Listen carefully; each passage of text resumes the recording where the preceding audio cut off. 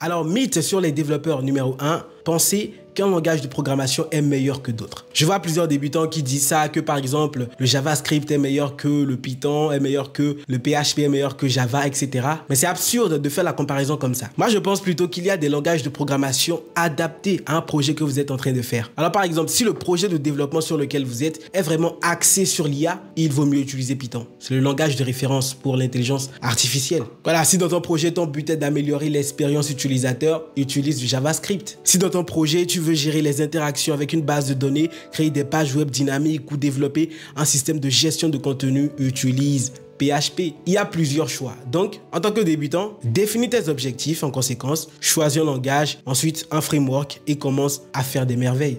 Deuxième mythe, plus de fonctionnalités signifie un meilleur logiciel. Voilà, en tant que développeur, quand vous créez une application qui n'a pas du tout encore du succès, il faut vous focaliser uniquement sur une seule fonctionnalité. Alors je sais, parfois, on a l'impression que tout a été déjà développé au niveau de la première fonctionnalité et qu'on ne peut pas rajouter une fonctionnalité. Moi, je vais vous dire qu'il y a toujours des possibilités d'améliorer quelque chose au niveau d'une fonctionnalité. Je vais prendre l'exemple de FeatureBack, qui est mon SaaS, qui permet à n'importe qui de collecter l'avis de ses propres utilisateurs sur son site. Donc au départ, pour afficher des formulaires de feedback sur son propre site, on est obligé de copier des bouts de code et de le mettre sur son site. Donc si on a 1000 feedbacks à insérer sur son site, 1000 formulaires, on doit insérer 1000 lignes de code. C'est énorme. Et donc pour améliorer cette fonctionnalité, parce que les gens se sont plaints, j'ai juste fait de sorte qu'on utilise seulement une seule ligne de code qui sera réutilisée plusieurs fois. Et donc, si vous avez 1000 formulaires à intégrer à votre site, vous aurez juste à copier ce seul code-là et à le mettre dans votre site.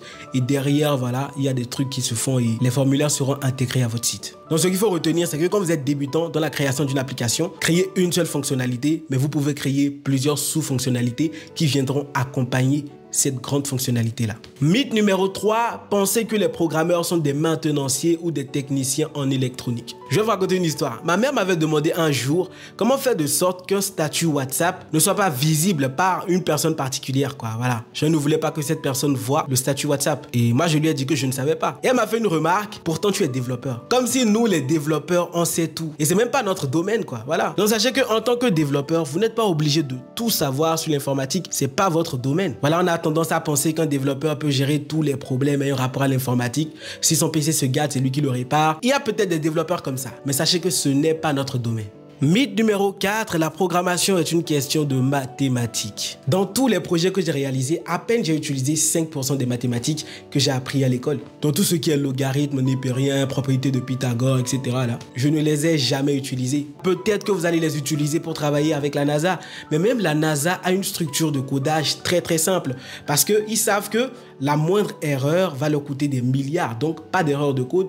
Donc ils sont tout le temps dans la facilité ou dans la simplicité, je vais dire. Sache que ce qu'on attend de toi en tant que développeur, c'est ta faculté à apporter des solutions à un problème donné. C'est tout. Bon les gars, si vous appréciez cette vidéo, n'hésitez pas à liker et à vous abonner. On continue. Fausse idée ou mythe numéro 6, vous avez besoin d'un diplôme en informatique pour coder. Sachez que les meilleurs développeurs aujourd'hui ne sont pas des diplômés. Hein. Du moins, le diplôme, c'est pas ça qui montre que tu es un meilleur développeur. Sachant qu'un développeur, c'est quelqu'un qui peut apprendre seul en regardant des tutoriels, en lisant des documentations et qui essaye tout le temps d'être à jour en ce qui concerne les technologies utilisées aujourd'hui. Je vais même prendre mon exemple.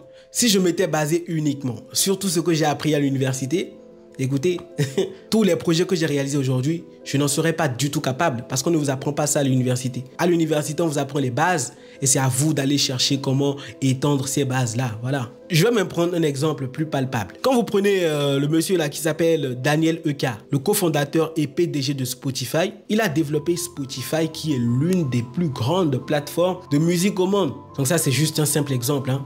Je ne sais pas si ça vous est utile, mais voilà. Mythe numéro 6, tous les emplois de codage nécessitent des compétences en programmation. C'est faux.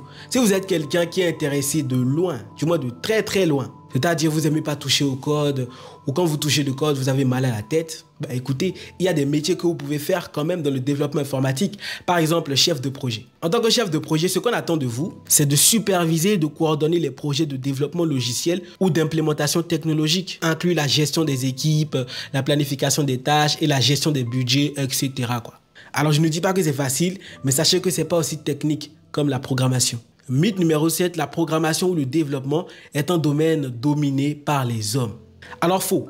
Même si 83% des gens abonnés à ma chaîne sont des hommes. Donc les femmes, abonnez-vous et essayez de remonter la pente quoi. Merci, c'est gentil. Bon, je vais pas vous mentir, c'est vrai ce mythe. Mais faut pas oublier que la proportion des femmes a considérablement augmenté. Hein. Par exemple, selon Statista, la proportion de femmes qui font du développement logiciel, aujourd'hui, du moins en 2022, était de 5,17%. Mais dans les années antérieures, c'était à peu près 4% quoi. Donc, pas de souci, les femmes aussi sont dans le jeu. Mythe numéro 8, tout le monde peut être programmeur. Faut savoir que la programmation n'est pas faite pour tout le monde. Déjà, si tu n'es pas quelqu'un assoiffé de connaissances, car on ne finit jamais d'apprendre dans ce domaine, si tu n'es pas un débrouillard, la programmation n'est pas faite pour toi. Mythe numéro 9, les programmeurs se souviennent de milliers de lignes de code. Bah non, vous savez ce que l'on dit?